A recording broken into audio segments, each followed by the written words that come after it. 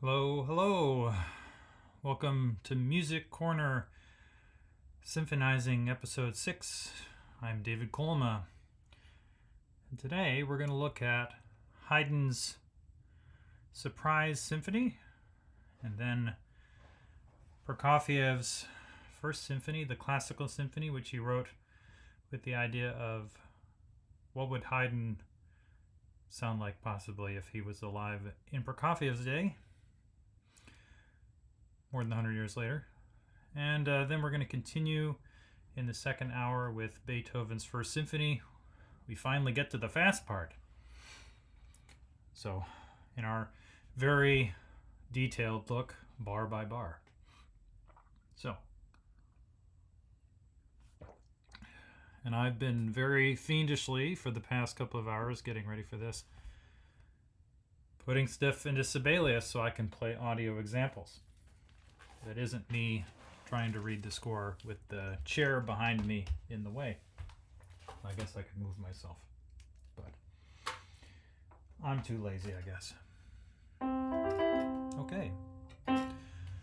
So, Haydn in the end of the 1700s was invited to London on two separate occasions to put on concerts. He stayed for a while, and they're both very popular. And for each time he came, he wrote 6 symphonies. These are the 12 London symphonies, and one of the I'm doing math in my head. One of the first set includes Symphony Number 94, which we in English call the Surprise Symphony, namely for the slow movement I have on the screen over there. Let me point in an accurate direction. There we go. Okay. Yeah, over on the other side of the screen. It's also below me. And so we're going to look at that section. It's not particularly it's not particularly surprising anymore, because you know it's coming. It's like going to a comedian where you know all their jokes, and you're just waiting for them to say it. You just enjoy the joke again, and you might think it's still funny, but you know it's not gonna hit you like the first time you saw something, right? I was watching a few months ago. I was watching some Norm Macdonald tell a story, and I was just in the right place, and I had forgotten the joke at the end, and I couldn't stop laughing for a few minutes. I mean, it was really, seriously, a few minutes. So it's a different experience when you know it's coming. But that's why we're going to analyze this joke to death. Okay. Yay, that's why we're here. This is a form of celebrating music. That's why I'm here, really.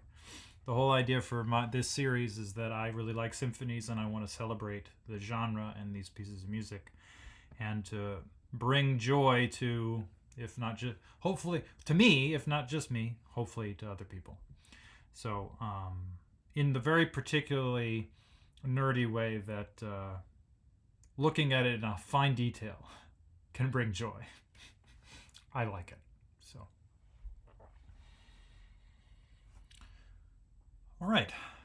So, as I was talking about yesterday with the Brahms Fourth Symphony last movement example, I was talking about different kinds of variations. Let's not have that in bold.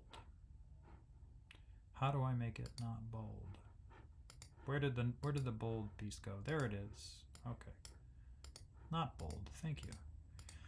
So when I said that the Brahms was an example of continuous variations, that is, where the one variation ends and the next starts might overlap, or they're right up against each other, and it's hard to, you couldn't stop the piece of music when one variation ends and then the next one starts. You need to, you're not going to get a big grand cadence that you can end with. Now this slow movement here, where we usually see variations in earlier symphonies in the slow movement, is an example of a sectional variations, the other type that musicologists like to talk about. And that's because these usually end and you could probably stop the piece. So the first variation's here on the first page. This is the theme. And it goes through this double bar here, down here. Bump, bump, bump. And then we have boom.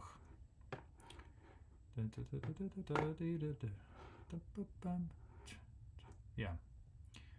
So, and then all of these bracketed, repeated sections let us know that this really is a sectional, sectional variation form. Let me see, yeah. So there's a little tag at the end. Ooh, that chord looks cool.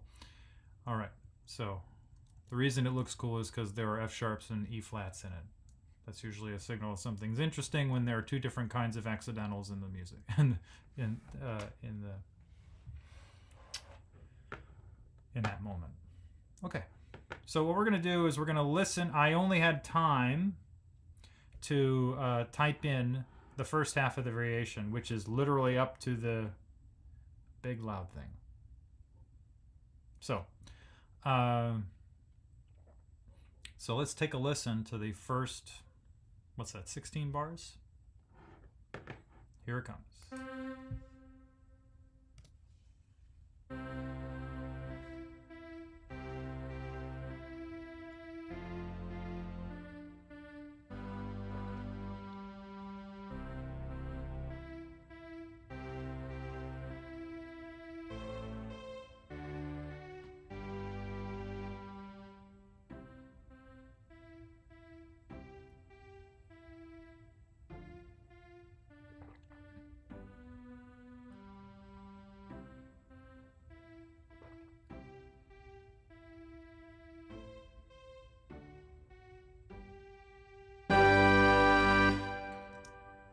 Then it goes back to soft. It plays something that sounds like, I'll just play the tune a little bit.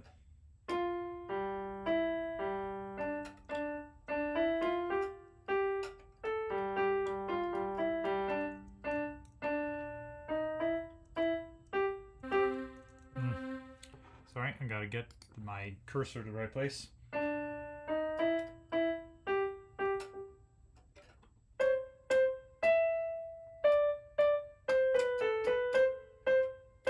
And then that repeats with more orchestration, and there's a secondary melody in the woodwinds. So now, what? Why would this be a surprise? There's the obvious volume thing, but there's more going on.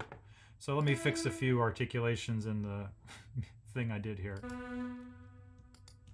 So one thing you should be aware of with the way that scores get written with their articulations. So if we zoom in here.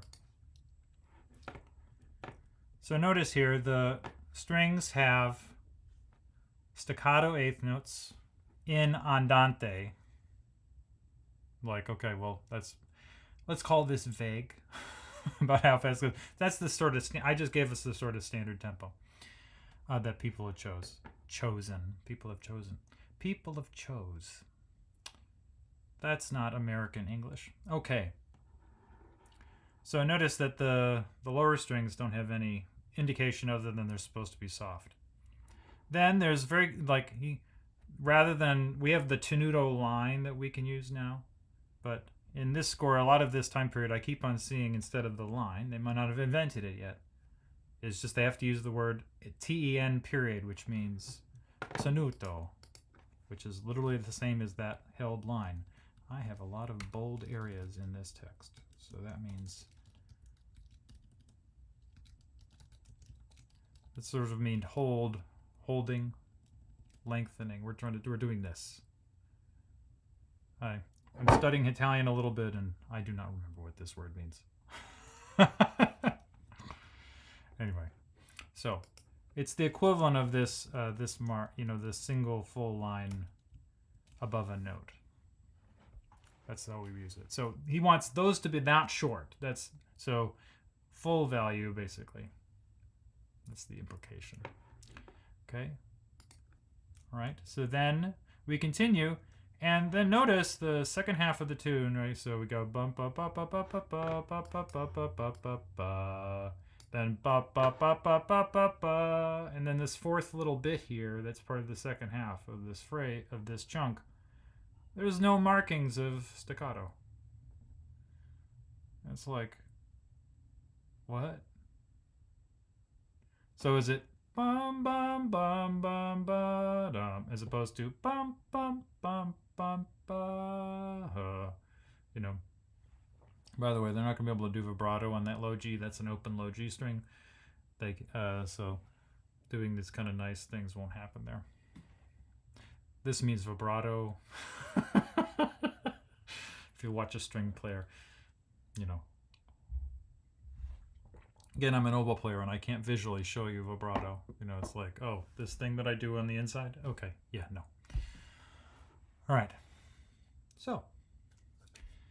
So the articulations become less clear. And then when it all repeats, soft, pianissimo, is it supposed to still be short? Because this is a repetition of the same melody.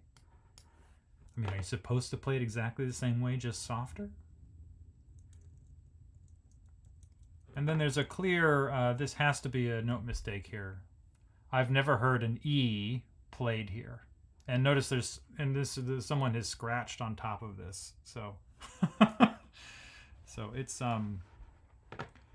that's a G. There's no, I'm not gonna, that's not an E there. Okay, so, and then a big loud quarter note, everybody. And then we get our articulation contrast in the second half here with all the slurs and their staccato eighth notes amidst the 16th note passages too. So there is some, let's say, some notational vagary here. That's not a technical term. I wish it was. Notational vagary. It's almost like I went to college a bunch of times. So, talking for longer here. Now, so an important part of what makes this little surprise work has to do with sort of the standard form of phrases. So if you've played in any concert band or, you know, a school band or something, or spend enough time with regular music that most people listen to, you know, pop music, you know, that, or marches or dance music like waltzes, like old style dances like waltzes and those kind of things, and tangos and all this stuff, you know, the ballroom dancing, or if you've ever done, you know, a line dance or any of these things. These are all generally in a very standardized how many beats happen, how many measures happen in a phrase, so that your steps don't get off and you don't get confused. And so this happens over multiple places. So it's an issue of rhythm and timing and then length of things in relation to each other. That's not how you spell the word length. This is how you spell the word length. So what we want to notice here, and then there are some larger shapes that we need to keep track of. So each bar is, you know, so there are 4 eighth notes in each bar. You can feel a pulse that is a beat, but more abstract.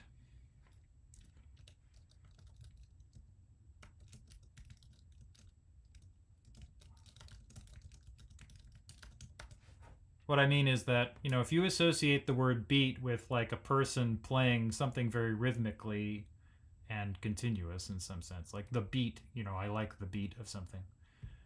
A pulse is, as we can abstract that idea from your idea you're using there. The pulse is just the equivalent of me clapping the same amount of time, you know, at the continuous rate.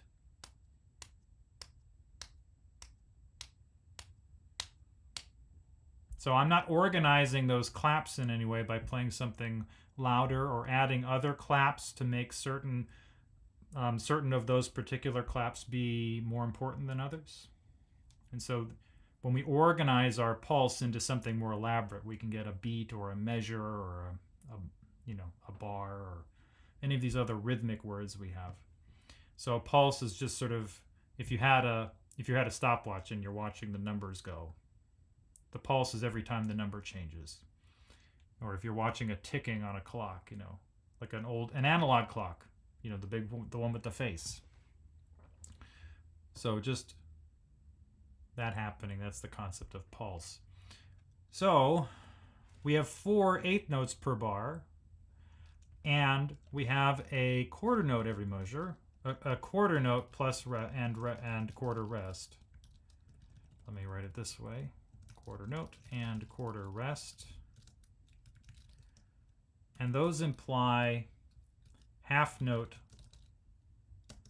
pulses in addition to the eighth note pulses, so 4 for every half note. That's the length of the measure, and that's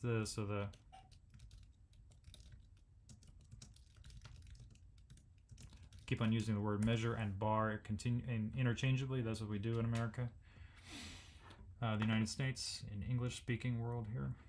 So all of those things line up. That is, we have an eighth note, and if we group 2 of those together, we get a quarter note. And if we group 2 of those together, we get a half note. And then if we group 2 of those together, we're going to get a whole note, which is the equivalent of 2 measures of 2/4. And so we can have two measures. And then we can group 2 of those together and get 4 measures. And what I want you to notice here is that Haydn's music is grouping in all of those ways.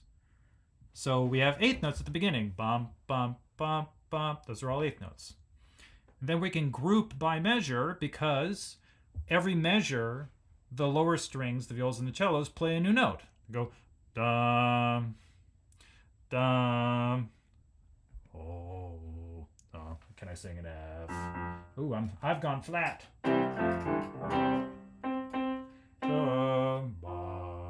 So every new note in the low strings is a measure. And then notice every 2 measures is a chunk of the melody, right? So we have do, do, mi, mi, so, so, mi. That's one chunk. And then we get fa, fa, re, re, si, si, so. And that's another chunk. And notice that's the same rhythm. That is, we have 6 eighth notes in a row followed by a quarter note. Then we do 6 eighth notes in a row followed by a quarter note. Then we do 6 eighth notes in a row followed by a quarter note. And that's what we do. And then the last time it changes slightly, in that we have 4 eighth notes and then a quarter note followed by an eighth note an octave lower with that octave lead. Da, bup. So that last time with the slight change in rhythm signals that we've arrived at a bigger, more largely grouped moment. That is a more important moment than the last 3 arrival points, right? Because we have bum, bum, bum, bum, bum, bum, bum, that's 1.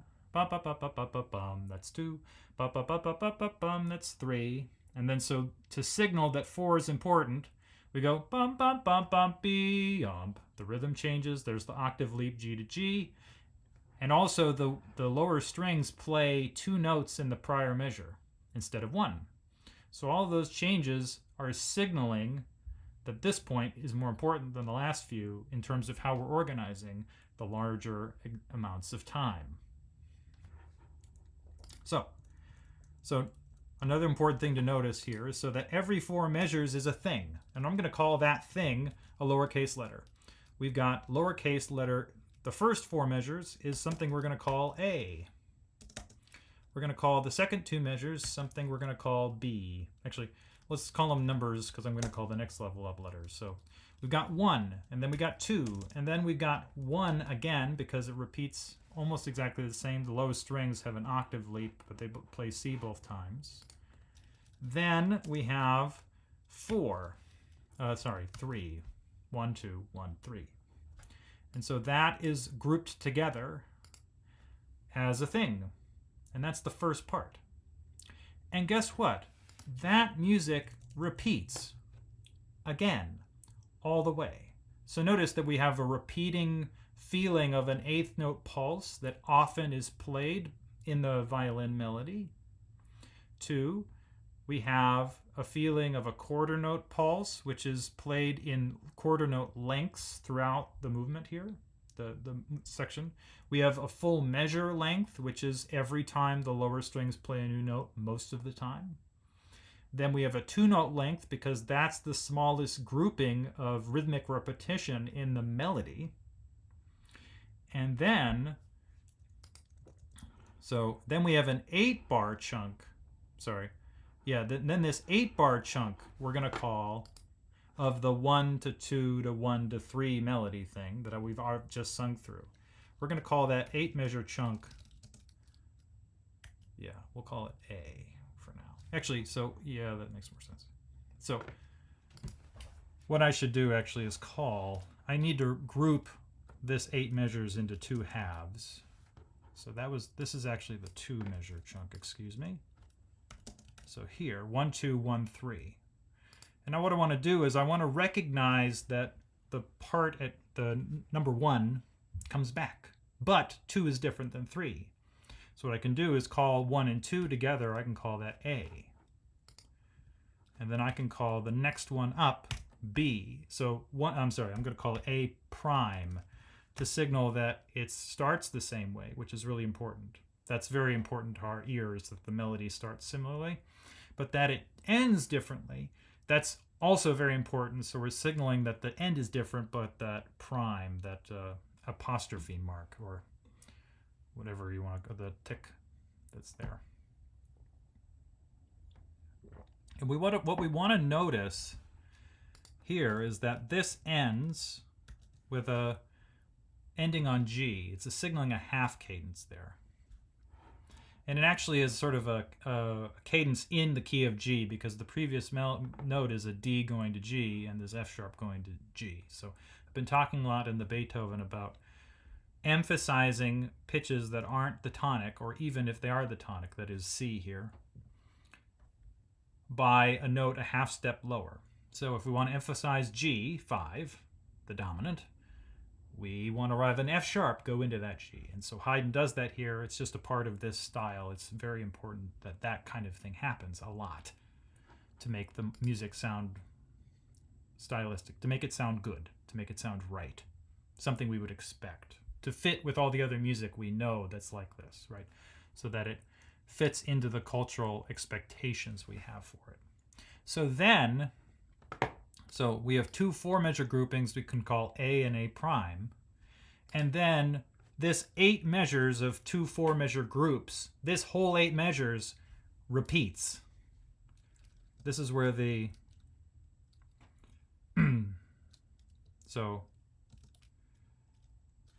so this 8 measures of the 2 groups, the 2 phrases repeat.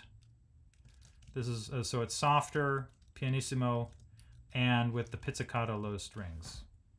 So this repetition here, with everybody softer, the expectation in your mind when you hear it start again, is that this same 8 measures is going to happen exactly the same way again, because this is the shape of this kind of music. Because there are a lot of repeats. You want the music to repeat a lot. This happens in dance music. That's why this is a part of why later in the piece there are all these repeat marks. Is that rather than writing out the repetitions again, he just wants you to play through it one more time, and it saves paper. And you don't have, and there's, and when you're handwriting everything in the 1780s or whatever it is, that matters. It matters a lot. So let's see how it goes this second time. So we have 8 measures of 2 4-bar phrases that begin alike but end slightly differently. And what happens is that we get the quarter notes. They're now plucked pizzicatos happening in the right place. The second violins are now playing chords instead of the melody alongside. But the melody is the same. We have bum, bum, bum, bum, bum, bum, bum. That's the first 2 bars. Then the second 2 bars, here's 2. That was 1, here's 2. Fa, fa, re, re, si, si, so. That's 2. Then we have 1 again. Do, do, mi, mi, so, so, mi. And then we have do, do, fa, fa, so. And so that all fits. And then that note where we're supposed to get the G go down, a G. instead of getting that, we get a big G major chord. Everybody who wasn't playing, like all the low strings who didn't play on the second beat except during that bar previous to this arrival measure, they play now. The second violins double the 3-string, going across the strings here. The term is triple stop. There we go, triple stop. That's a double stop is when you play 2 strings at once. A triple stop is when you play 3. So a triple stop, that's probably going to break it up somehow. But the lower strings play, they're the same G but louder. And then also the timpani, the trumpets, the horns, the bassoons, the oboes, and the flutes all play. They haven't been playing for the last, 30 seconds or whatever, how long this is. So the surprise is built into the rhythmic structure, the phrase structure, and the orchestration of this music, that you're just expecting this phrase to happen, just this little bit to happen one more time, which is the C C F sharp G G. So that G was like the least emphasized moment of the first few phrases. The upper G is our arrival, and then we just have a lower octave just to kind of confirm that, yeah, we're stopping and going to start again in a moment. And instead, so like it would be too obvious to have everybody play the loud G on the big G. So if it was bum bum bum bum bum bum, that'd be too obvious. Having them play it on the second beat, when that's not supposed to be emphasized. We're emphasizing downbeats here. So the upbeat of this measure, having everyone play the loud note, that's why this is somewhat of a surprise. So to just outline further how the shape of this works, the repetition, how the repeating of the 8 measures is really ingrained into this music, is that's how this next the second half of the tune works as well. So we have I'll sing on note. Here's the song. Fa, and F, G, E, G, D, D, D, E, F, A, D, E, F, G, A, G, G, G, F, G. If I played G's, that'd be really nice. So notice here we have, there's this is 4-bar pattern here of ba-dum, ba-dum, bum, bum, ba-da-da-da-da-da-da-da-da-da-da-da. Right? So that's 4 measures. Notice that every 2 measures we're doing going between a higher note and then the open G on the bottom. So that's showing the every 2-bar pattern. And then there's a linking note into the second half of this, the next 4 measures. This is what that D sharp is. Da da da da da da da. It's a pickup or an anacrusis that's leading to the next thing. So it groups forward rather than backwards. And then we get bum bum bum bum, and then we go da da da ba ba ba da da da da ba ba. So that is 4 more measures. Notice that it's a reminder of the previous music. So these 4 bars we just heard are contrasting. So we've had A, and A prime. And so the next 4 bars, measures, measles, great, are, I'm going to put B to signal the A prime. So then we have B. And then we're going to have what I'm going to call A double prime, because it's reminder, but it's different enough that we're not going to. So we have mi, mi, so, do, do, mi. So notice that the melody is actually happening like we're used to in the second violins. They're playing those pitches. Do, do, mi, so, do. Well, sort of something similar, right? So we have do, mi, so, mi. So they go up too on that 4th note. But so it's happening there. And then instead of going,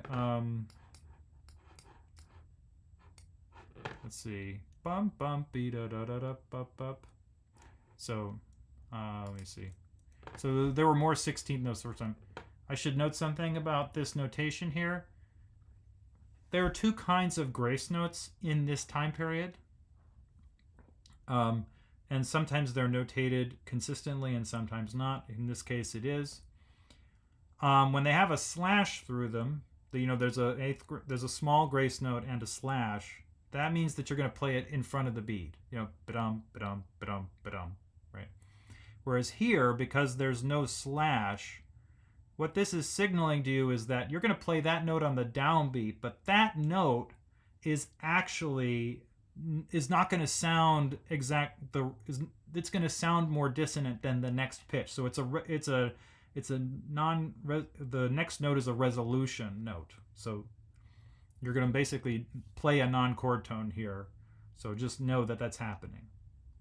And usually if it's depending on the length of the next note, you're going to just play half the value of the coming notes. So that's why I'm singing 4 straight 16th notes there, because that's what they're going to play. They're not going to play dum dum ba da da da dum. They're going to play bum bum be da da da dum bum bum.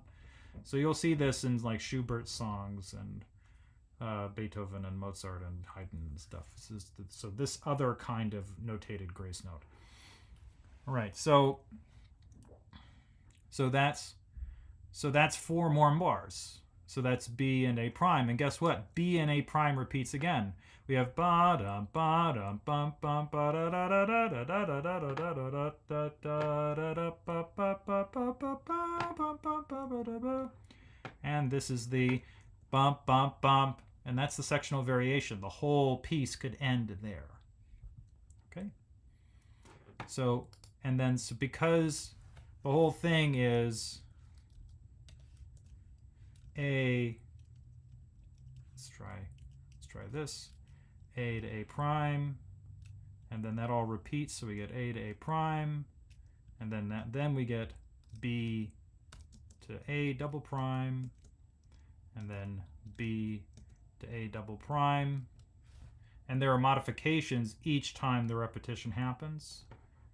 This is our whole form. And notice that this is the basic same form. If I remove the repetitions, what would happen in repeat marks, you'll notice that this looks a lot like 32-bar song form. The thing that old American songbook songs are written in. And some really 1950s and 60s pop music and rock and roll and crooner tunes and stuff like this would be written in a form like this, where this B is the bridge, and you do A for 8 bars, you do the next thing for 8 bar, you do A again for 8 bars, and then you do an 8-bar bridge, and then you do 8-bar A. Yeah, 32 bars. So here Haydn is using 4-bar chunks for this same thing, so it ends up being 16, but it's the basic same idea, shape. You do a thing, you do that thing again, you do something different, you do the first thing again. Woohoo. It's a very common musical shape. And that musical shape is what allows him to give you a surprise at the very end of the second A prime melodic chunk here. Okay. So that is Haydn's Surprise Symphony over-explained. Actually, I wasn't expecting to talk so much about rhythm today, but there we go. Okay, so I'm going to move on now. So I have for us now, let's see here,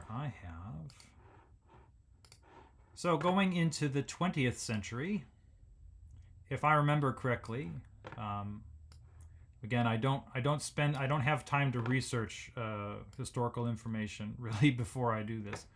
I'm purposely spending 2 hours live streaming to get better at the live streaming and focus specifically on the things that interest me and what I think might be helpful to people who want to look deeply into the music itself. So I'm not going to go sit and read biographies or analytical things. I'm not going to go sit and read other people's stuff. right now. So, if I remember correctly in my long ago reading about Prokofiev, that this symphony is actually sort of his graduation thesis from conservatory. And he wanted, it was pretty standard in the early 20th century for Russian composition students at conservatories to write symphonies as their graduation piece. So his idea was to write one that sounds like, because Shostakovich's is also one of these. The first symphony is something he wrote at the end of his college years. College being an American term, university. So so there's this. So it's an interesting mixture of, because Prokofiev had a rather modernist streak to him at this early period of his life, where he was writing lots of clusters, and that's when you play lots of notes right next to each other. That kind of thing. Play it in the middle. That kind of thing. And he would later make some music that's like in mimicking machinery. There's a lot of music like this in the 20s. So 1920s, 100 years ago. So, but this is really a much more backward-looking piece in terms of just time, because he's purposefully classicizing. He's trying to make his music sound like someone else's on purpose. And but this piece is very popular, gets played all the time, and as an oboe player, it's one of those pieces that gives you a kind of dread, because the fourth movement is just has some of the most wicked passages in it, and it's supposed to go at some of the fastest bleeding tempo. So the finale here, half note equals 152. That is ungodly fast. So and so then it's let's see, this thing. You end up playing you and the other player. This with the flutes and the oboes is you're just going as fast as possible, and then you get this repeated note thing. That tonguing this fast is quite hard on the oboe. I can barely do it without the reading my mouth. So anyway, but I'm gonna look at the slow movement, because we looked at the Haydn slow movement today. All right, so let me zoom in. So I just had the beginning, and I had enough time again just to kind of type out the first time through the melody with the little 4-bar introduction. And so we'll notice what about this is like a classical era piece of music from 100 years before him, and what of it is, something that only Prokofiev would think to do, or something that somebody from Prokofiev's time would think would be perfectly reasonable. Because he was trying to make it sound like Prokofiev and Haydn at the same time. So how did he do that? So here's what this sounds like.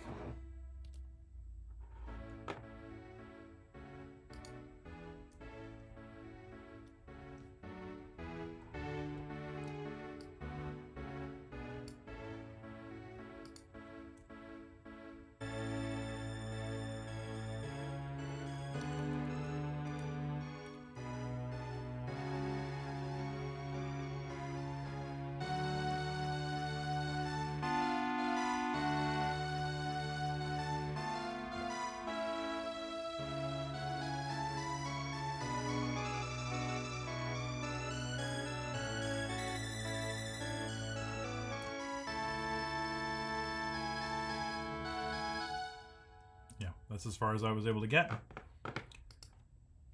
But there's plenty there. So,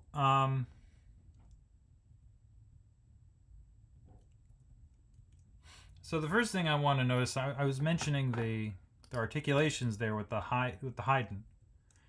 And what I want you to notice is that the style of playing here is very much like a Haydn or Mozart piece would be, but in order to get that to happen, the style of music has changed so much 100 years later that look how much more precision in notation he needs to do to get what he wants, right? So he's very much using that the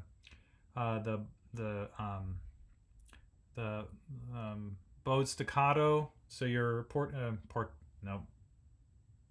No, the word's not coming to me. So when there's a slur that connects two of the same note with staccatos, so you're using the same bow, and you just stop in between the notes so that there's some space. So we're getting bump, bump, bump, bump, bump, bump, bump, and then there are staccatos in between, and then there's a few slurs, and there are a lot more dynamics, and all sorts of things like this.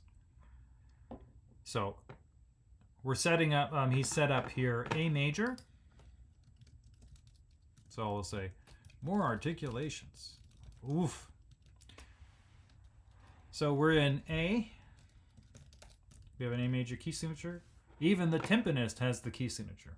Another thing that's important to know about Prokofiev scores, and this is just something that's particular about Prokofiev, is that Prokofiev liked using C scores. That is, the transposing instruments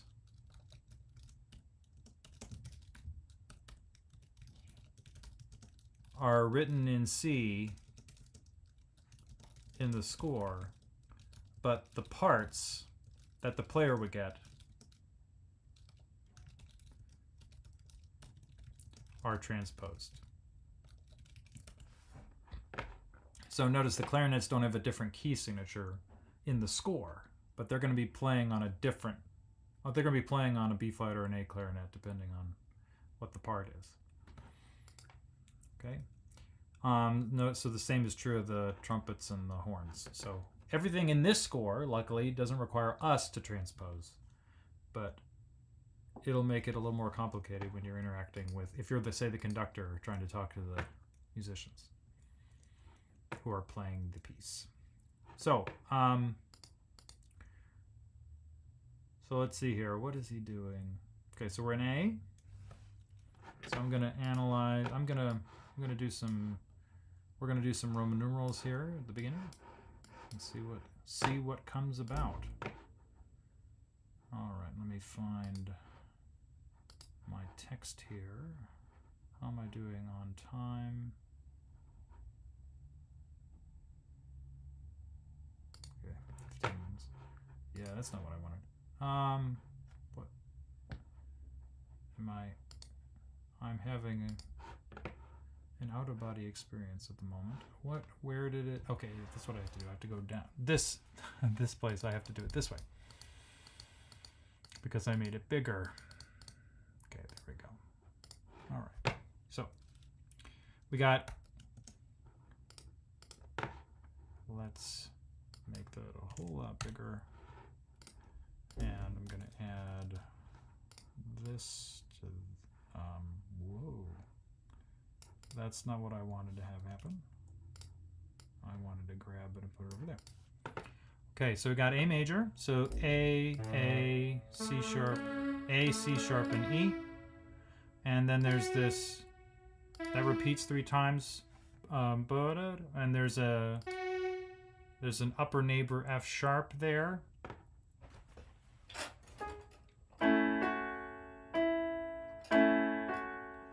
And so that's giving us a little bit of a 6 flavor. Okay, and then we actually get a 6 chord when the C sharp arrives in the basses and cellos. I have the basses here and the cellos here. That's because the basses are pizzicato and I wanted to make sure it sounded like that. So it means that F sharp minor chord, let me do this. Okay, A major. Okay. Then here, this is F sharp minor over C sharp. So that's a 6. Yeah, that's a 6/4. Interesting choice. B, we have B, A, D, and F sharp. So that's B. That's a B minor chord. So I need to do that and then go like that. All right, drag that over. Okay, and then we have E, B, D, and G sharp. So that's an E, G sharp, B, D, E7 chord. And this whole thing repeats in the next bar. Well, no it doesn't. Only partially. So let's see what the difference is. This is all the same. That's the same. So on this beat, we have F sharp in the bass, and we have F sharp, D, and A. So this, instead of having a 2, we have a 4 chord. And we do get our E, E, G, B. So this is an E major triad instead of E7. And then we get D. So that's so it moves to a 4 chord this time. All right, so woohoo. And then we go back, and then we get the D chord, and we do a similar gesture. That F going to G sharp. That G sharp's dissonant sounding more so this time. So it's not really implying an extra harmony. We get D, B, A, and F sharp. So that's our 2 again. So 2, 2, 6, 5. That's a B minor. All right, let me go back here and be helpful to those of us who are not Roman numeral readers. Okay, so that's the F sharp minor over C sharp. Okay, I'm going to drag that up. And then here, this was our B minor. And this is our E7 chord. And here, that's a fascinating thing that just occurred. Okay. This is our D. Oh yeah, it's over F sharp. So I want to, this is a D major. So we want 4, 6.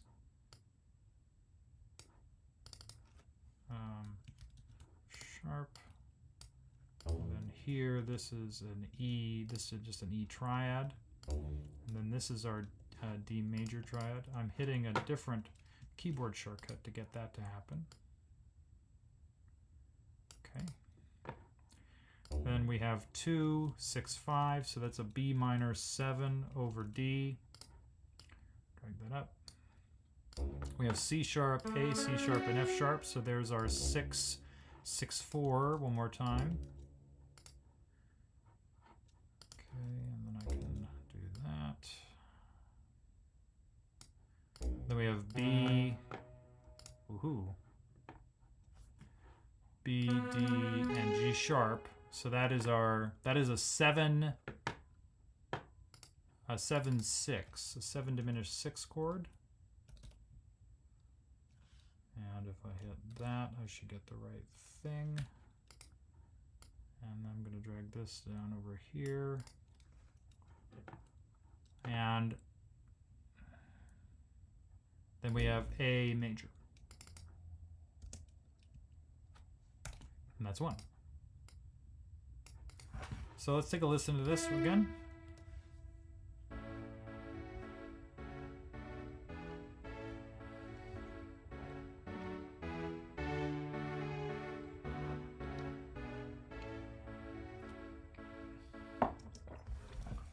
So, what is particularly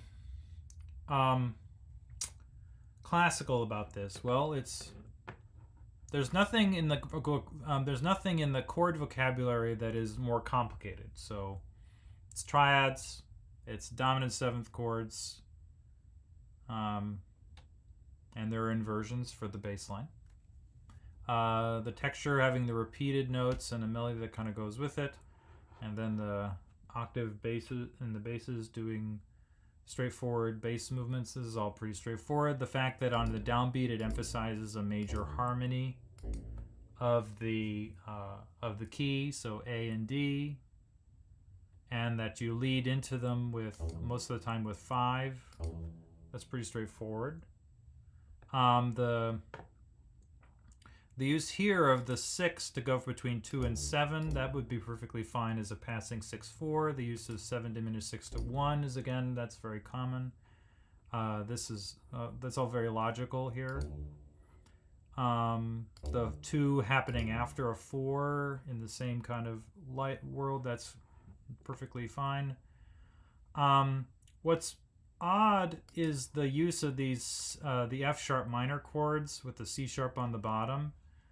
That's a pretty odd use of a 6/4 chord. Usually, when I've been teaching classes, when you learn harmony from a textbook, you limit using these kind of chords to at the cadential 6/4 cadences, where staying on a single chord and you keep the bass the same, and they have the chord in between two of the same harmony are so it's 1 to 4 6/4 to 1, and so you have in A major it would be A, C sharp, and E, moving to A, D, and F sharp, and that continuous A at the bottom allows this 4/6/4 to sound to not be an issue. Sometimes it's called a pedal 6/4 because there's an A the whole time. Sometimes it's called a neighbor 6/4 because of the pattern that the upper voices do. It's a upper neighbor pattern. Then the other option is the one I just mentioned earlier, is a passing 6/4 where the bass on the other side of the 6/4 chord is a step above and below of the 6/4 chord. So this kind of leaping into one and just using it as a chord to get into the next thing, that's pretty unstandard and to classical style. But free use of 6/4 chords in the early 20th century, yeah, go right ahead. I mean, like, no problem. It sounds perfectly fine. It just doesn't sound exactly like Haydn. So it's perfectly lovely. It's just not classical style. But it's close enough that it gives us the flavor. To give you a better an example that might make more sense is that, so the information we know about what music in the Renaissance and medieval times sounded like in Europe, we have pretty good information about what the high art, the equivalent of like literary music would be. High court music or high religious music. We have pretty good information about what that would have sounded like, and we can make pretty good recreations of it, and we have lots of leftover remnants of that kind of thing. And so there's music we can perform from that time period. And then there's a bunch of stuff that's a little bit lower that we have less information for, but we have pretty good idea what that would sound like. We can get a pretty good idea of what, say a minstrel would be doing, wandering around between towns, and what songs he would play in the tavern. We have an idea of what some of that might have been like. And we have but when you're playing a video game that's set, in some far off land, or, in some place that's supposed to be like a Ren Fest, a Renaissance fair, the music that the video game writer makes rarely has anything to do with any of that information. All it does is use a more modal flavor. That is, they don't do all of this the half step moving up stuff that I've been talking about for classical style. The thing that we know, though, is that the music we have from that time period in the specific higher styles, this half step leading into notes thing, that is happening all the time too. It just happened in a different way. And so the way that we think of modal music that was sort of being really emphasized in Western music, say 100 years ago, 150 years ago, with like Debussy or something, that this way of not using those half steps in music to make it feel like it's from the 1600s is not true to the style. But that's not the goal. The goal isn't to make something that is precisely like what they would have done in 1600. The goal in a video game or at a Renaissance fair is to make you feel like you're in a different place, in a different realm, in this, or in a movie. Like they make modern music that is slightly altered from what you're used to, and can make use of some of that older material to make you feel like you've been escaped to this other place, and you're in this new world of things that are unfamiliar because it's a long time ago, or imaginary Middle Earth type place, which there's a lot of that. That's what I get. Generally, the feeling I get from Zelda. But they're not going to make music that sounds like that. They're going to make music that is altered from what we're used to. And this, in some ways, is more like that. He had more information about what Haydn was like. And we actually hear Haydn relatively regularly, so we can sort of we have a good idea about how it can line up. But Prokofiev isn't going to give up his modern techniques in order to sound like Haydn. He's going to borrow from Haydn what make Prokofiev sound a little more throwbacky, to use a technical term. So, moving forward, the tune here, the texture is all perfectly fine. This is all perfectly reasonable to a Haydn style. But the melody being up so high, and then this use of triplets on top of these eighth notes, I mean, that's a newer thing. I mean, being able to write a triplet with an eighth note, like with an eighth rest like this, is something that Haydn didn't have available to him as a notation. They just didn't know how. They didn't have a way to write incomplete triplets at the time. They didn't have a notation for it. It seems perfectly reasonable now, but they didn't. It's like that got invented in the 19th century. So they could have written like a triplet with the 3 and the 3 bars. I mean, that's something they could have done, no problem. But an incomplete triplet is something they didn't have available for some reason. So it gets difficult when, say, even dealing with Schumann from the 40s about whether or not he intended the music to have with the dotted rhythms to have a triplet feel versus a 4/16 feel. That's hard to know, because he ends up using them at the same time sometimes, and you're like, well, are they supposed to be different, or are they supposed to be the same? And you don't really know. So it doesn't matter in the end. And by the way, I'm not saying all these things as a critique of, say, video game music or Renaissance fairs or Prokofiev. I'm just noting the distinction between, if we went back and actually tried to do authentic things and stuff that gives us the flavor for the present, like the antique flavor for the present is distinct and related, but distinct from the actual what we have in terms of quote unquote authentic old stuff. So I'll give that's the disquisition. So let's listen to the tune.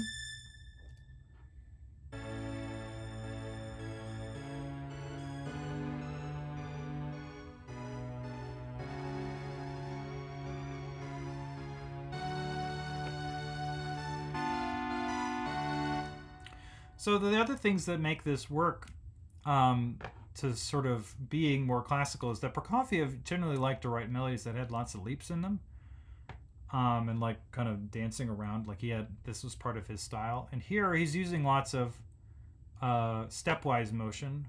The trills is something that he's using, and there are leaps here, but again they're moving in the. So that's an elaboration of the F sharp in the way that the Beethoven we've been looking at is, he elaborates the note with a half step below. That's what the E sharp is to F sharp here. And you leap up to the next chord tone here, because this is it starts off as F sharp minor, moves to D major, and then there's this, this is an E sharp fully diminished 7 chord. So he's using all of the kinds of techniques I've been describing that are fit for the music 100 years prior to him.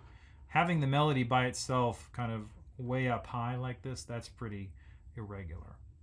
So, to the older style. So, but anyway, this is a lovely music. I really like this piece a lot. I don't have any more time to talk about this, though. So, anyway, it's worthwhile to sit with Prokofiev like this and to note how this is actually working, because it's a really interesting view of there's a lot of people in the early 20th century that are kind of trying to make their music in some sense sound old but at the same time sound brand new. Neoclassicism is the term we use for it, and so this is just one flavor of it. So it's 4:03 where I live, and so I'm going to take a couple of minutes, and then I'm going to come back and talk about starting the exposition, the start of the fast part of the first movement of Beethoven's First Symphony. So, join me in a couple of minutes.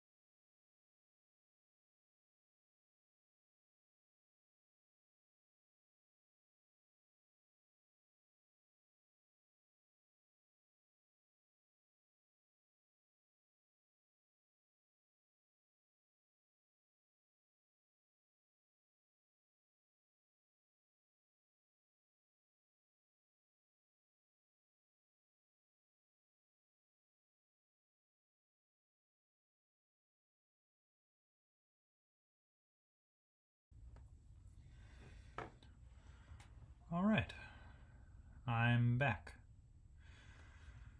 So, here we go. Let me make sure I mention now. So I've chosen the two starting pieces for tomorrow. So in episode 7, in the first hour, I'm going to be looking at a symphony in F major, a chunk of that from uh, Giovanni Battista Sammartini, who's one of the first important composers of symphonies in the mid 1700s. So he's one of the first important people that helped usher the symphony from being kind of a multi-part overture to their serious operas in Italy to being a standalone piece that you would play separate from an opera. So that's where symphonies come from originally, is they're just fancy opera overtures that kind of got separated from them. And so then we had to create a different thing called an overture, which, by the way, in Italy they still called oftentimes the thing that started at the beginning of an opera and a sinfonia. Yeah, sinfonia. So let me make it even more Italian sounding. Sinfonia. Anyway, sinfonia. So so I wanted to.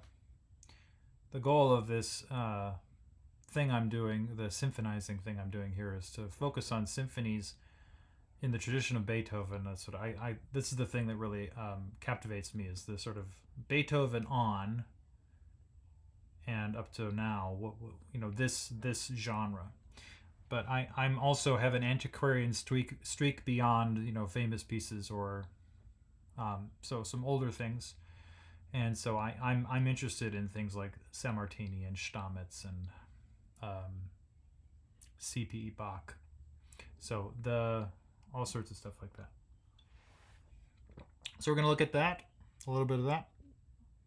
And then I wanted one that a much later one. I've been doing some early 20th century things, so we're going to look at some of Elgar's First Symphony. So I'm very interested in the symphonies that are purposefully writing symphonies out that are, and they're not German or Austrian, although I like all that stuff too. I like spending more time with some of the other things. So Elgar, as opposed to, let's put it this way. What I'm thinking about in my own time, I spend when I've been studying scores. There's one on the music stand here. I've been focusing on Beethoven, but my intention is to go through the major German symphonies. So Beethoven and Schubert and Mendelssohn and Schumann and Brahms and Mahler. I think of Bruckner off to the side personally, but a lot of other, Bruckner's in that land of things. So that kind of but I also I'm also feel more like a Dvorak or Tchaikovsky person. That's kind of where and then going into Sibelius and Nielsen and Vaughan Williams.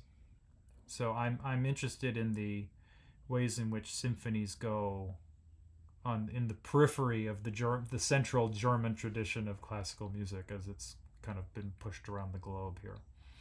But so that's why we're doing Beethoven here. I think this, for the thing that I care about, starts with Beethoven, so we're doing Beethoven 1. And then the next piece in a row is likely to, guess what? It's probably going to be Beethoven 2. How many days longer. It's part of the reason I'm doing this every day, and it's live, and not many people are watching. Thank you for the person who is currently watching. Thank you. But I'm going through this every day so that I have a chance to get through the First Symphony in the detail I want to get to in enough time that I can actually go on to other pieces rather than just spend the next 3 years talking about Beethoven 1. Let's do it in a couple of months. So here we are with the Beethoven 1 exposition. So I spent most of the preparation time for today making a MIDI version of the opening of the exposition here. So the fast part, Allegro con brio, to the end of the first theme and the transition before it goes to the second theme. So I'll talk about sonata form in a moment, but let's take a listen to the music starting from that section there. So I'll play the last. We'll do this page actually. We'll start in the middle of the. Yeah, let's go. It's right there. Let me modify this slightly. Why is that? Okay, there we go. Fit page height. Here we go. So let's take a listen.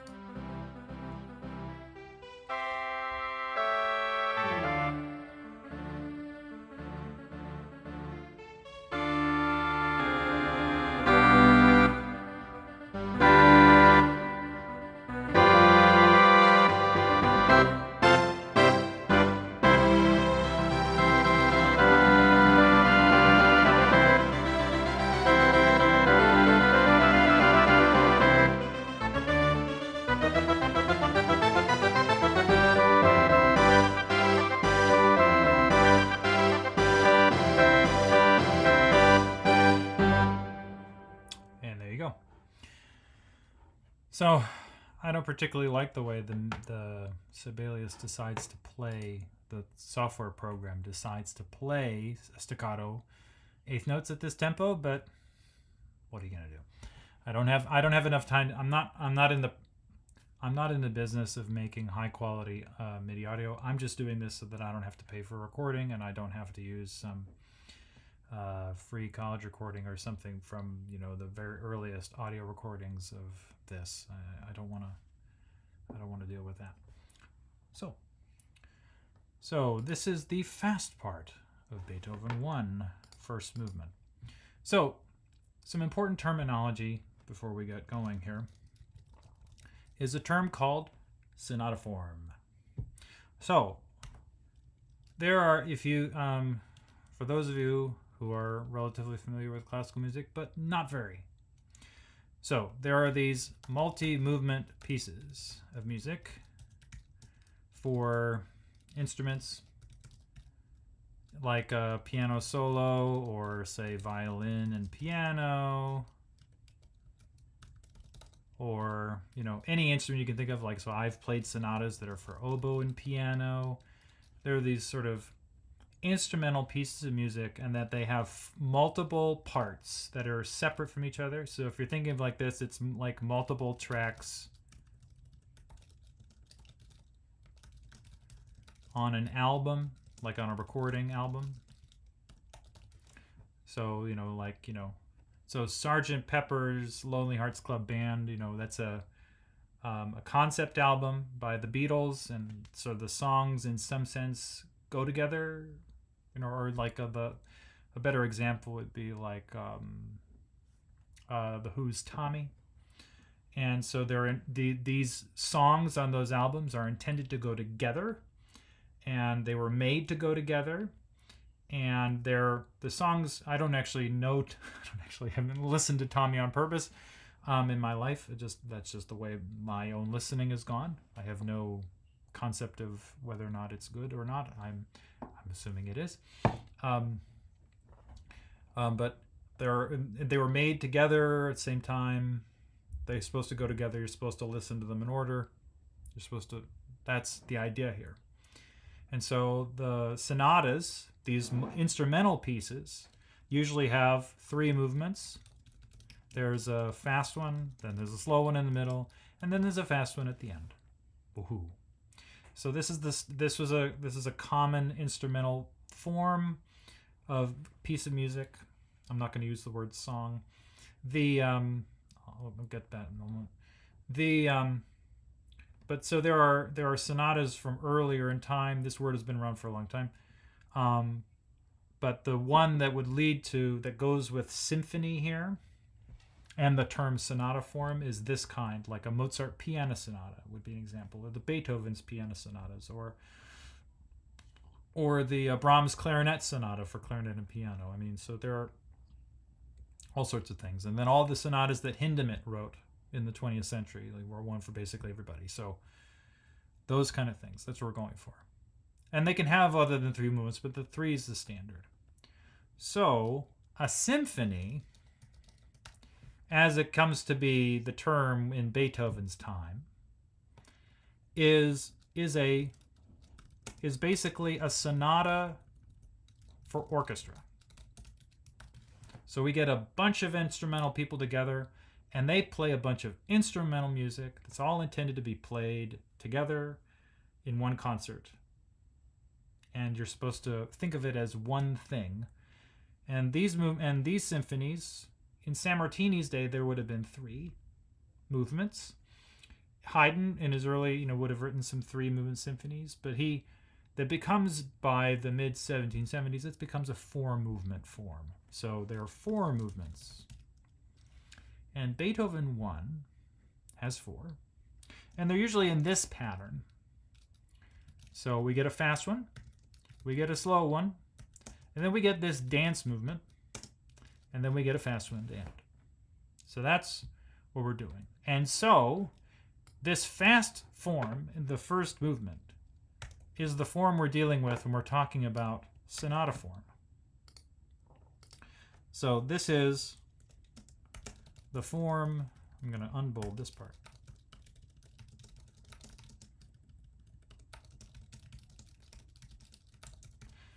Sonata form just means the form of the fast first movement of Mozart piano sonata, a Brahms sonata, something by Haydn, something by Beethoven. It also means the orchestra piece. So the symphony first movement is in sonata form. So that's what it means. It's that this standard way of delivering musical information this is the fancy name for it. So you might see, if you read deeply in this, I doubt many of you have, that you might come across the term sonata allegro form. And that's what that means, is that it's the form of the fast first movement. Now, it's possible for the slow movement to be in sonata form. When you get to Bruckner, he'll write the scherzo, that's the dance movement. He'll write that in sonata form. Even parts of it are in sonata form. And then the last movement in Beethoven or Mozart could be in sonata form, but the last movement isn't required. Like in the Beethoven's Third Symphony, it's a variations. That Brahms' Fourth Symphony last movement is a variations, right? So the form is freer in the second and fourth movement. But the first one is generally in this form, so that's why it's got the name. So the sonata allegro form. And so that form is basically taking that, so the form I was talking about with the Haydn earlier today, the Haydn melody, of where we do a thing. Let me get what I want is this. So we get a thing that happens. We'll label it, so that form that he did there was what I labeled this. And then that whole thing happens again. And so it's between repeat marks. That's what I'm doing here. So this form is very standard in our dance movements and in the shapes of our variation forms. And then a second thing, a second part happens that, and so then I didn't label it the previous time. Let me see. We did, yeah, no, okay, that's right. It was this form. Okay, let me put the extra repeat marks in. It was this. So we did this. We do a 4 measures, and we do a 4 measure thing, and then that whole 8 bars repeats, and then we do a 4 measure thing. We return to the basic opening idea. That's all 8 measures, and then that 8 bars repeats, and so then we have a bug. So we've done 32 measures total. So that's the normal standard form. And sonata form is an explosion out of this idea. That is, we're going to make it bigger, but we have the big repeats. That's why there's this big repeat mark here. And so what ends up happening in sonata form is you can have a slow introduction to this form, and then you get the big repeat marks, and then we're going to get something I'm going to talk about, the first theme. In the most up-to-date way that people analyze sonata forms, they'll call it a primary theme, or even just a P zone. That's the word we're going for here. And then there's a transition, and that's sort of like fulfilling the object of that first A. And then there's the second theme after that transition, which amazingly enough is called S.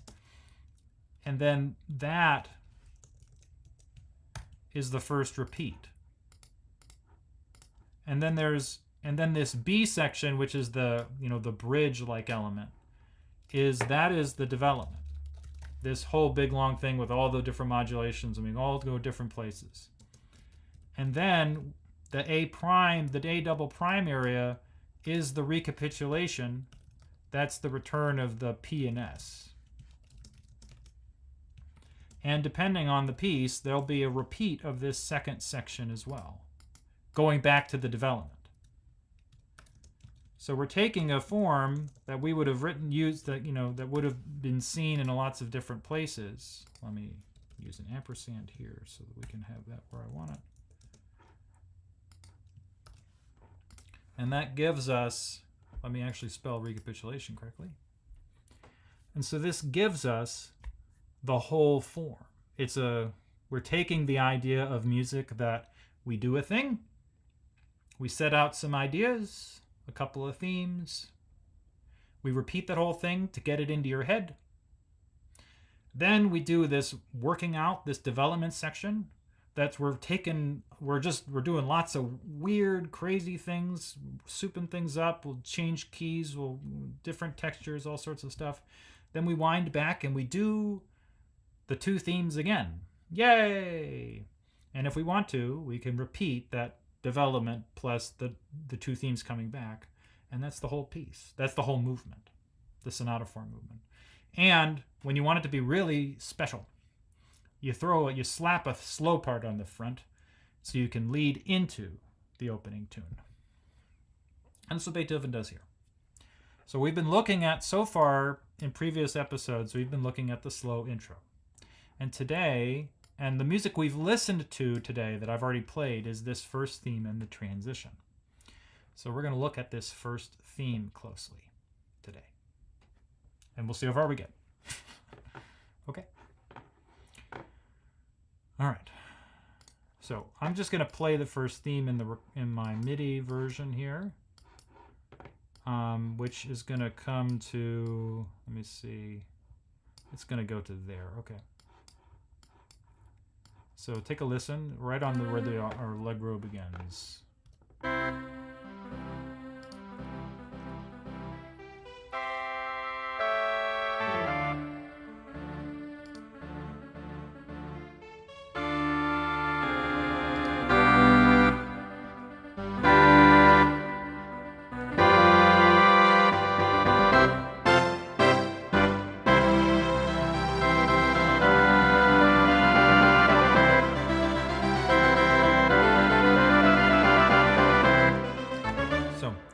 That's all still in C major. From there, we swoop into someplace new. So that's the first theme plus a little bit more. Okay, so that's just the confirming of C major. All right, here we go. Now for the slow work of note by note, bar by bar.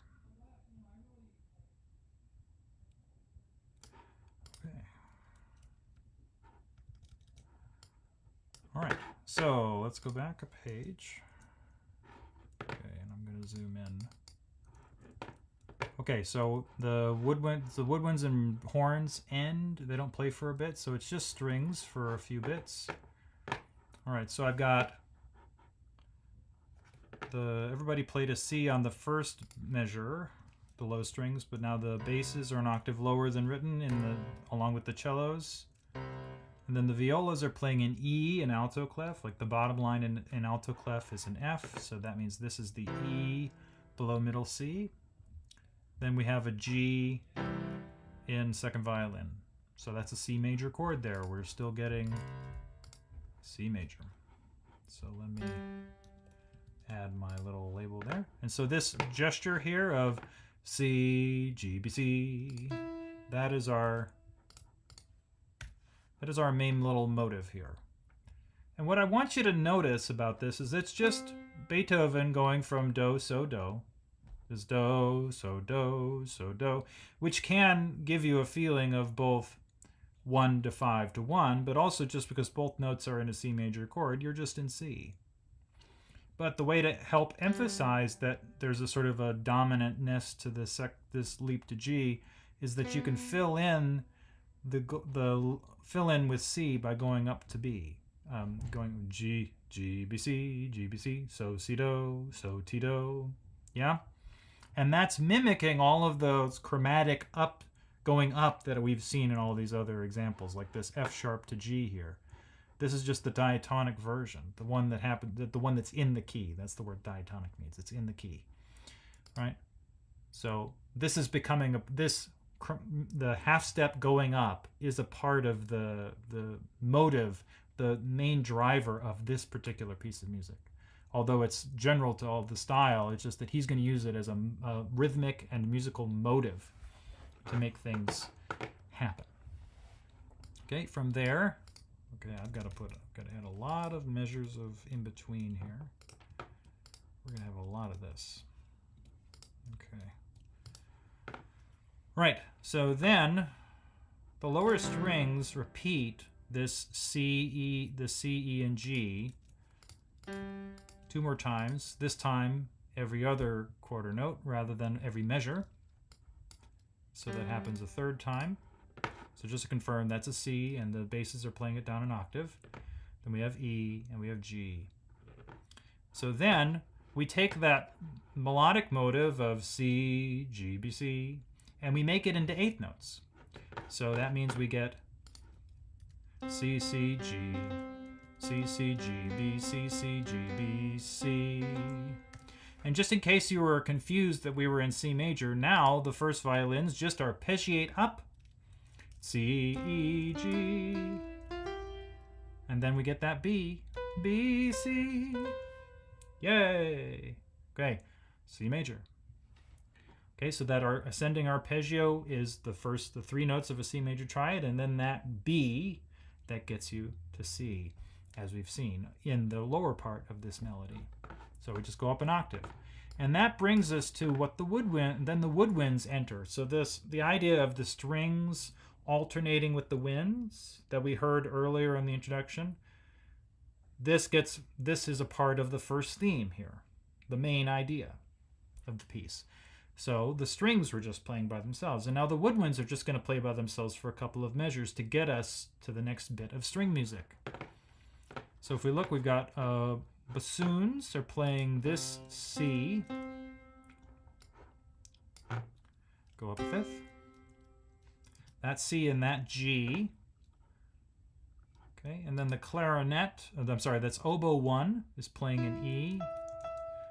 Note here that there is a rest below this in this measure notated. That's the second oboe telling you that the second oboe is not playing in this measure. They don't come until the next bar where there's a downward stem. Okay, so the oboe is playing that E. So is the second flute is playing this E, and the first flute's playing a C. So we have a C major chord still. So we've been C major for like 4 bars, really fast. Bum, ba ba dum, ba ba da ba da ba da ba da ba dum, bum bum bum bum. Now the chord changes, just in the woodwinds. So we have A and G. So the G has been held on in the first bassoon. And the clarinets enter. Remember that the clarinets are notated in C here. This is a C. These are C clarinets rather than B flat clarinets. So that is a C sharp. Ooh. And an E. Then the second oboe enters on that E, and then it's going to play I'm trying to find a way. Okay, let's do this. And then it leaps down to A on the last beat. And the first oboe went from this E here and go up to G to be on the same note as the first bassoon, an octave higher. The second flute is continuing that E, held over as a tie, but since the clarinet and the oboe enter there, I'm not going to put a tie there because that's going to mean that if I try to play this audio, it won't play those E's. They won't be rearticulated, and I want them to be. Okay, and then the C sharp also happens in the first flute. So this here, let me grab this. So we got this.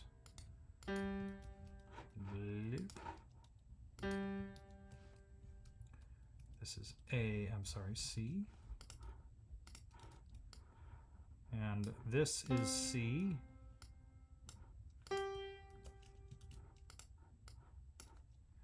And so this is A, C sharp, E, and G. So this is an A7 chord. Quite chromatic, right? So the question is, what's this doing here? Well, whenever you get a chromatic chord like this and you're trying to figure out what role is this chord playing in a tonal piece of music like this, is you need to know what happens next. So I'm going to keep going.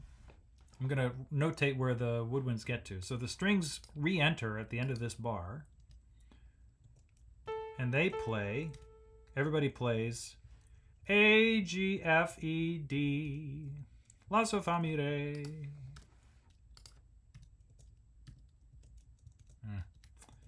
Having trouble. Okay. And the first violins have a long note there. And everybody else is down octaves and they end on a quarter note. So this is the A, D, G. This is the basses down an octave. Then we have the cellos here. The violas are also playing A, G, F, E, D is with the cellos. And the second violins are playing with the first, but they only play a quarter note here. If you want to see that quarter note, I'll write it right there in the bass clef, just so that we can see that happens. So what do you think the probability that that A7 chord is going to go to a D chord? Pretty high based upon this going down 5 notes from A to D, right? It's like going from G down to C. G, F, E, D, C, A, G, F, E, D. But there are some important differences. Okay, so let's continue with the chord in the woodwinds. So the second bassoon plays a D in the middle of the staff. The first bassoon plays an F up there in the stratosphere. Well, they can play way higher than that. If you've ever heard the Rite of Spring. Then we have D and F in the clarinets. There's this A, that the second oboe leapt to, they stay on that note. The first oboe resolves down to that F there, and that sort of the flute moves up to that F, and the C sharp goes to D. Okay, so D. Now the question is, does A7 make sense in D minor? Because this is a D minor triad, D, F, A. So we got D minor. And it does. If you think about it this way, we expect an A dominant 7th chord, A, C sharp, E, G in D minor. The thing that makes it D minor instead of D Aeolian is the C sharp. So it's possible to have B flats and B naturals, and C naturals, but the C sharp really is the thing that convinces us that we're in minor rather than something modal like in those video games I was talking about earlier before I went on break, before I finished talking about Prokofiev. So this if we think of this D minor chord, let me write it over here. If we think in the key of D minor, A7, let me do it this way, A7 to D minor is 5/7 to 1. So it means that, but are we really in D minor now? Did we move to D minor? Well, let's see. Let's get going. Let's find out.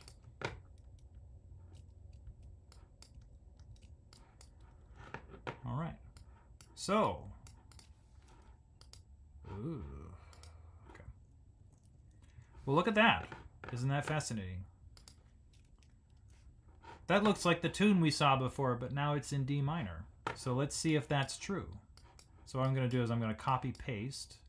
So what we had before was bum bum ba dum D G B C, no G and D C G B C G B C C G B C C G B C E G B C. So if I copy this over, so what we would expect is all I have to do is hit the up arrow and all the notes move up a step. And is that what we get? Well, we need C sharps. And D, A, C sharp, D, A, C sharp, D, D, A, D, D, A, C sharp, D, D, A, and then the C sharp is still there. And then D, A, F, C sharp, D. So the only thing that makes this D minor versus the only note that would be different if this was D major was that we would have F sharps instead, which would sound like this.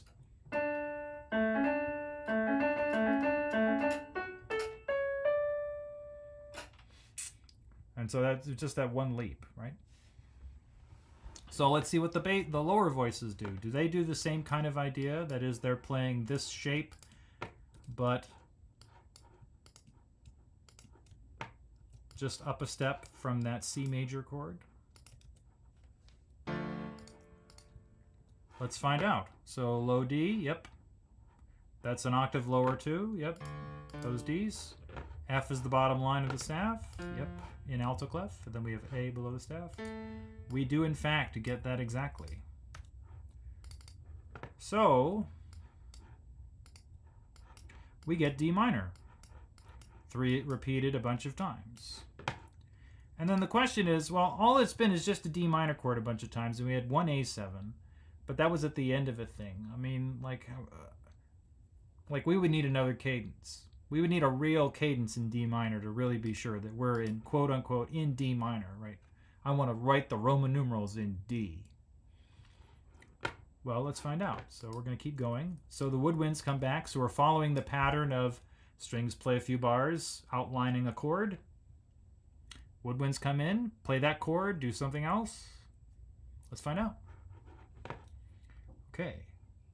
So we go over to the woodwinds. The horns are playing this time, and they're in treble clef in C, sounding an octave lower. So that's a notated D, an octave lower, and they're both playing whole notes for 2 bars of D. So that so far matches our pattern. The bassoons play octave Ds, and then they go down to octave Cs. Well, that's different. C natural is not going to help us confirm D minor. It's going to help us get out of D minor, actually. That's one of the roles of going down to C after going up to C sharp to D, down to C, is a way to get away from D after arriving on D. It's kind of like we ascended the mountain and now we're going down, rather than staying up on the top and jumping for joy or something, yeah? Okay, so we have F and A. And then they move to F and A flat in the next measure. So that A flat with the C, that's really definitely not that the F and A flat, the A flat and the C together, that's really not D minor. Definitely not. No, we've left D minor. So the oboes are an octave up with the same 2 notes. Second flute's playing the F. I'm adding my ties. And then the first flute is playing a D held through. All right, so that chord is a D half diminished seventh chord with the C on bottom. So that's D. That's right. Okay. So this would be, so to write it in jazz terminology, this is D minor. This is D minor 7 flat 5 over C. Right, and this is just D, F, and A, so this is D minor. Okay, so what we're doing is we're actually just going back to C major. We didn't stay in D minor very long, especially when we have all the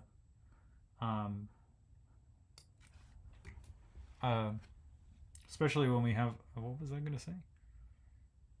Especially when it's going so fast. I mean, like, the measures are so quick compared to what they were doing before, so it's not really that long of a time. So the basses, so the woodwind strings are playing in these two measures, unlike before, and they double the bassoons. So we have D's, and then they play a C trill, so we have to D, da, da, da, da, and they play a termination. That's when you have grace notes written at the end of a turn. Grace notes written at the end of a trill. We call it a termination in English. If you're a German, Nachschlag. Excuse me, Nachschlag.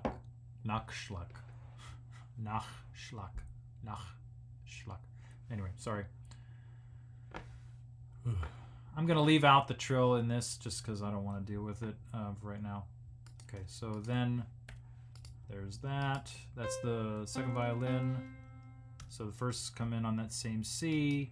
And then everybody here, they all go to B in the next measure and play a dotted half note. So that's the basses, that's the cellos, that's the violas. They're playing, that's C, that's middle C, so B. And the violins are playing this B as well. And then the woodwinds play a chord, and the horns play a chord here. The horns are playing this G and that D for a dotted half note. The B is happening in the first and second bassoon in that octave. So that's second bassoon and that's first bassoon B. B's. Clarinets play F and G, and the oboes are up an octave. And the second flute's playing the F with the second oboe, and a D is still got D up there on top. So this is G, B, D, F with B on the bottom, and that is our, whoa, that was interesting. I don't know what I did. So we have, this is a G7 chord over B. So I've gone forward far enough that I can figure out what to do about the middle part. So let me go back and grab my Roman numerals. All right, so this G7 chord is a 5-6-5 in the key of C major. So let me write all this up here. So we got D minor, and then there's one, stick around for a bit. We have D minor, and then we have D. So I wrote it as D minor 7 flat 5, and then we've got G7 over B. Okay, so G7 over B is a 5-6-5. This D minor 7 flat 5 is, we're borrowing from C minor.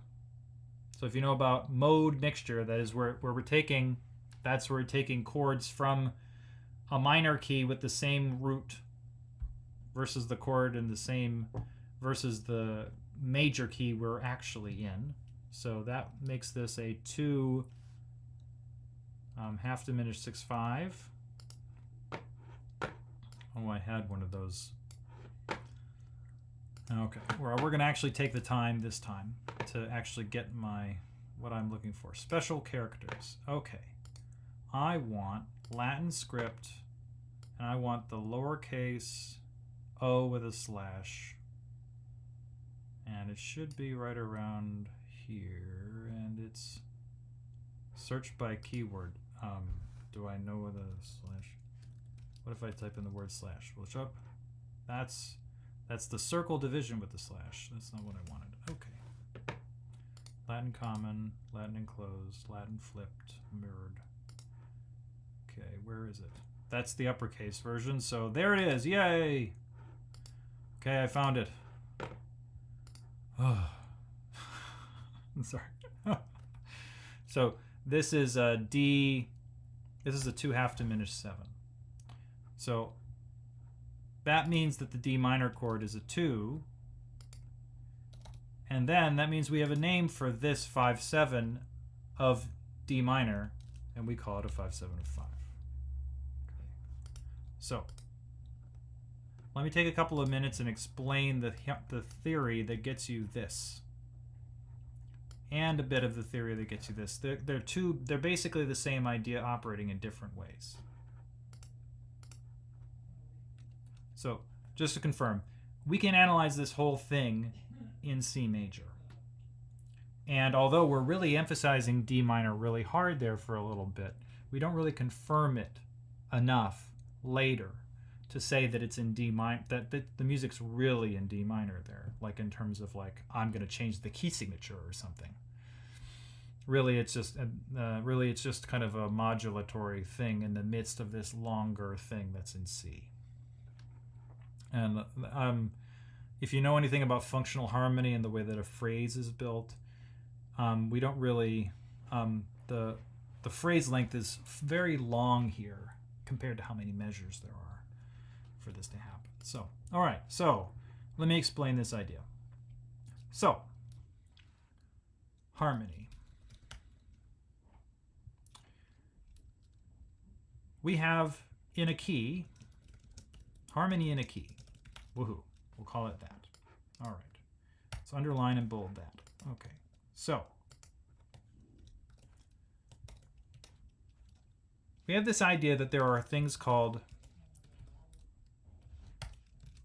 diatonic chords. So this is literally just means chords in the key. They belong. Right? If you remember that old Sesame Street bit, one of these things is not like the other. One of these things just doesn't belong.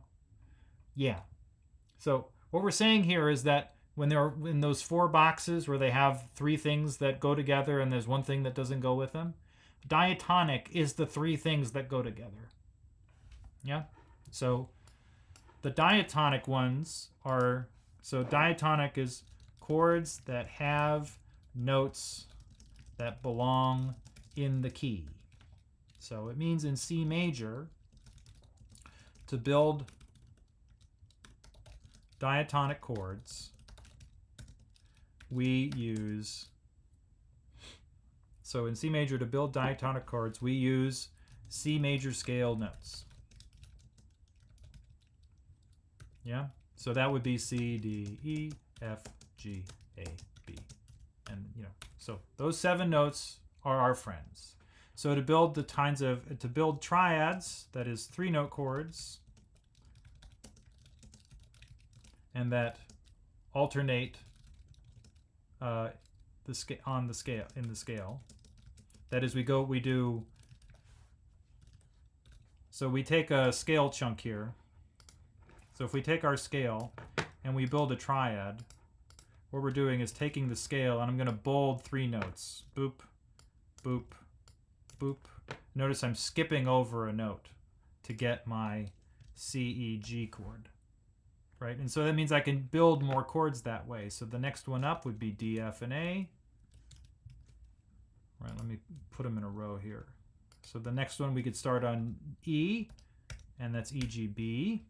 And we start on F, and notice that with the scale actually doesn't ever stop. We can just keep going. The scale can just keep going and going and going and going and going. And notice that Yeah, no. Okay.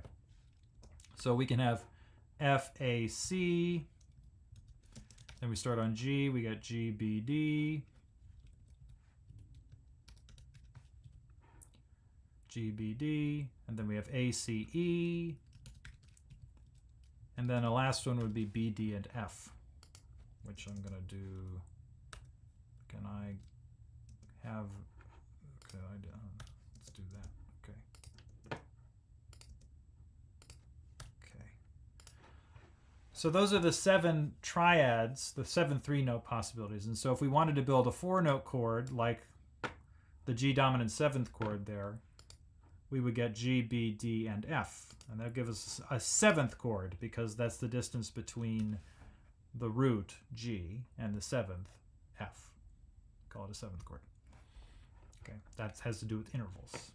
Right, so these are examples of diatonic chords. So notice here, the chords we've had so far, most of them are diatonic. So that the C major chord at the beginning that's a diatonic chord. Check. Okay, can I make a check mark? That'd be kind of fun.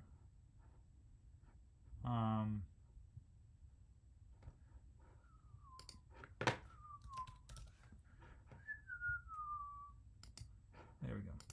So yay! That one works.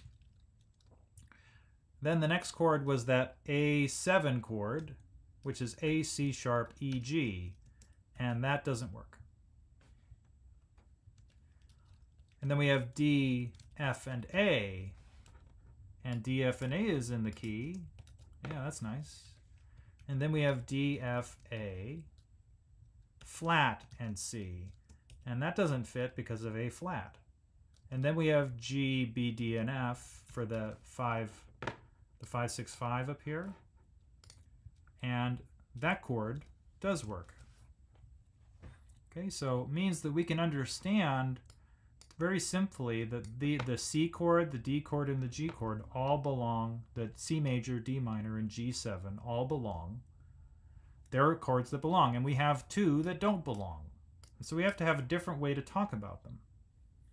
Like we have to explain why they're there. Like, why does this chord happen?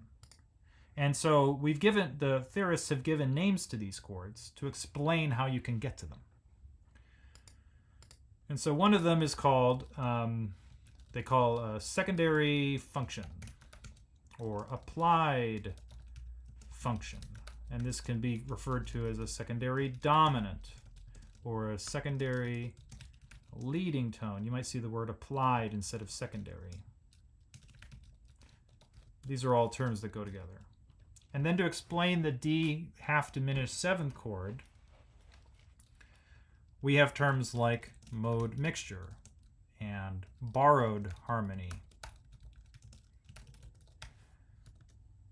And for me, I like to think of both of these things as borrowed that we're borrowing them. We're looking at another key and going, I like that chord, I want that one. But we're just doing it in 2 different ways. So let's take a chord. Let's steal a chord. So these are 2 forms of chord stealing, if you like. Chord stealing. I'm just making that up as we go. So 2 forms of chord stealing. So Stravinsky said, good composers borrow, great composers steal. Yeah, something like that. Some version of that phrase. So let's steal. So 1 is take notes from another, a key with a different keynote. And the second form is take notes from a key with the same keynote. Okay, notice that's basically the difference here, is different versus same. So it means that to take notes from a different key, we should take notes from G, like if we're in C major, so we're in C major, so if we're okay, let me write that out. We're in C major. So let's take chords from the keys that have those 4 or 5 chords as a starting pitch, right? So I was talking in an earlier episode about how D minor, so that we can think of chords and keys with Roman numerals.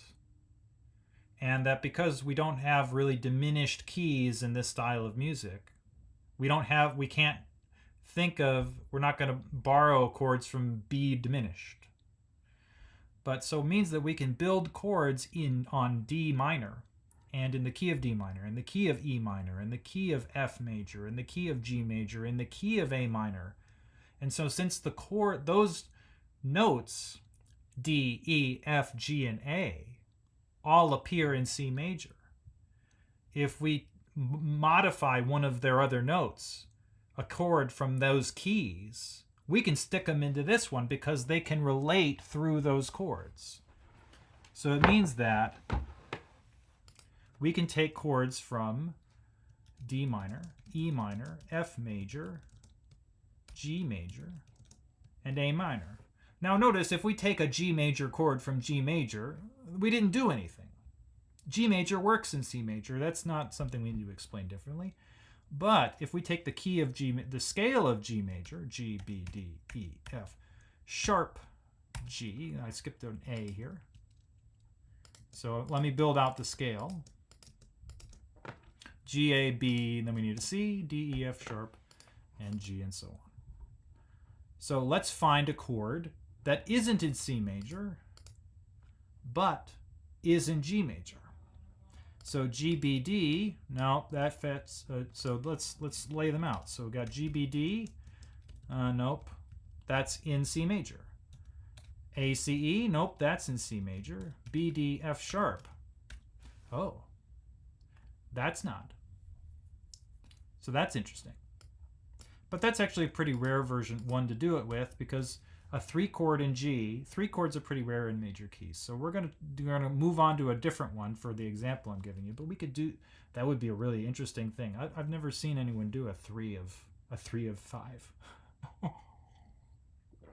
But it's conceptually conceivable. So the real one they're going to use, so the C, E, G, and then there's D, F sharp, A. And then the last one would be E, G, B. Right. Okay. We could have the F sharp chord too, because it's there. Okay. So let's do that. Let's do that. So this one and this one.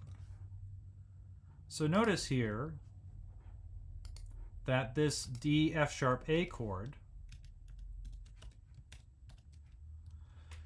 is 5 in G major.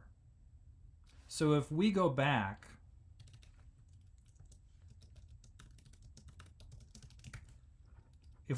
into C and we do a progression like this, we have C major, we have a C major chord going to G major. And that's 5. Say we want to make that C major to G major more interesting.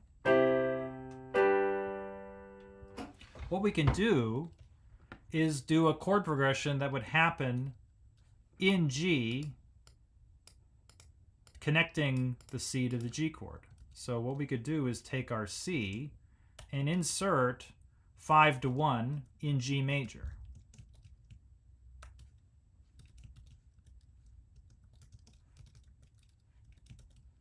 And that would give us,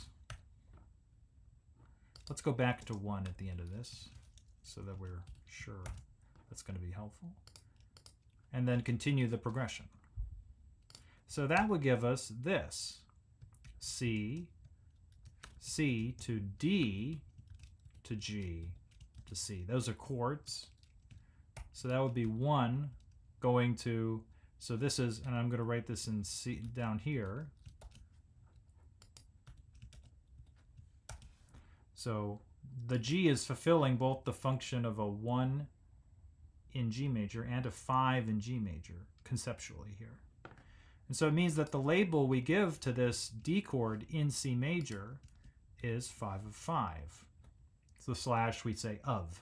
So it's the 5 chord in the key of the 5 chord, right? So the 5 in C major is G, and so the 5 of that 5 chord is D.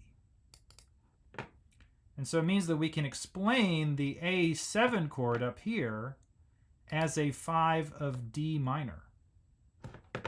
And so we're going to call that a 5 of 2. So I go up here. This, can I click on it? There we go. This is a 5/7 of 2, which then goes to 2. Okay. Hopefully that makes some sense. So we're stealing a chord from D minor while being in C major. And so we label it with this slash notation to show that that's happening. And notice that the part writing makes sense, like the voice leading makes sense in the way that it was happening in the very first few measures, which we've gone through. I've shown secondary dominance before, but I'm going through the actual theory now. So I'm just going through it. So that C, C sharp, D, so that way of adding in the chromatic pitch was the way that we had done this before. And the 7th of the chord, the G, resolves down to F as expected. So the part writing is very good here. All right, the voice leading basically mean the same thing. They're not exactly the same. But okay, so now take notes from a key with the same key notes. So that means that we're dealing with not C major, but C minor. And so now we need to know the key. So what we need is the C harmonic minor scale for our friend here. Now you can end up using all of the other chords too, but for those of you who are not familiar with this theory, just thinking in the C harmonic minor scale for now is the easiest thing to do here. So we're just I'm gonna blast through a bit of this because I'm over my time that I want to go to today, but I just want to make sure I mention this since it's happening here. So our C minor scale is C to D to E flat to F to G to A flat to B to C. And so if we take those chords, we get C, E flat, G, right? So we could use a C minor chord in C major, which I've shown a bunch of times in the other music we've been looking at. So that's we're borrowing from the parallel minor.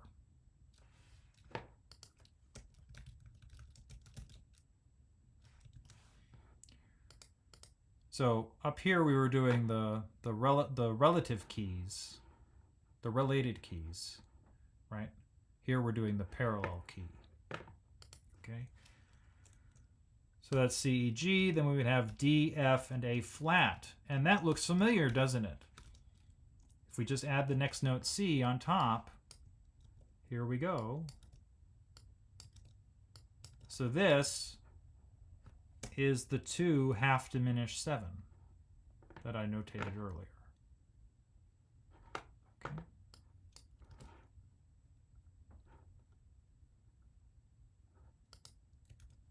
Right, it's because this is a minor 1.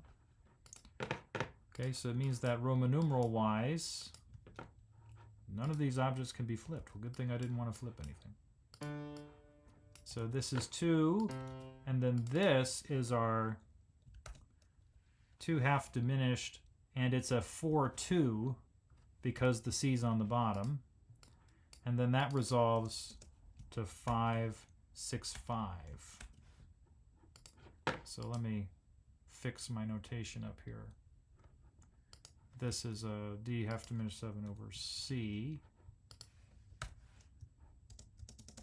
And so this should be a 4/2.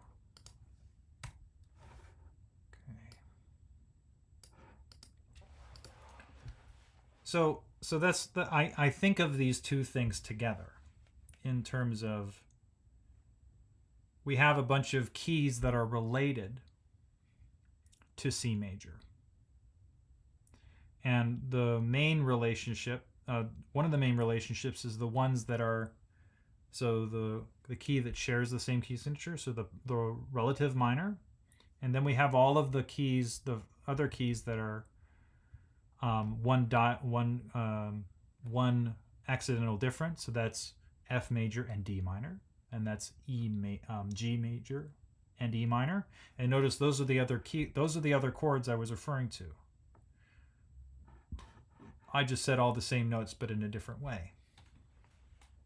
Excuse me. So this, so those keys we can do secondary dominant and secondary function. This stuff to get new chords, other interesting harmonies.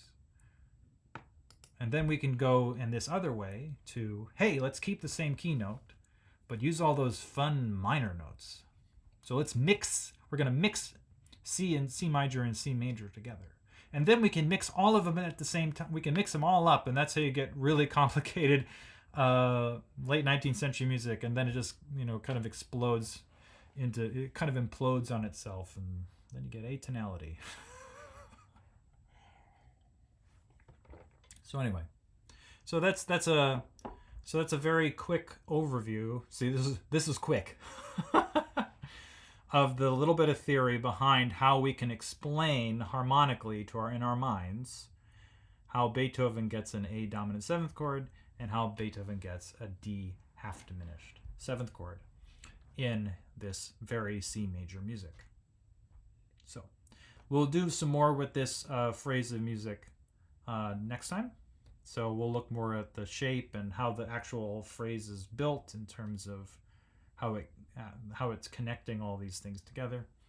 But that was a pretty good look at the harmony and talking about how we can think about it. So next time I'm going to do this tomorrow at the 29th. I'll be talking about San Martini, Elgar, and then we'll pick up where we left off for the second hour with Beethoven right here. Beethoven 1. So, I'm David Kolma. This is Music Corner, my Symphonizing Project, episode 6. Have a great day.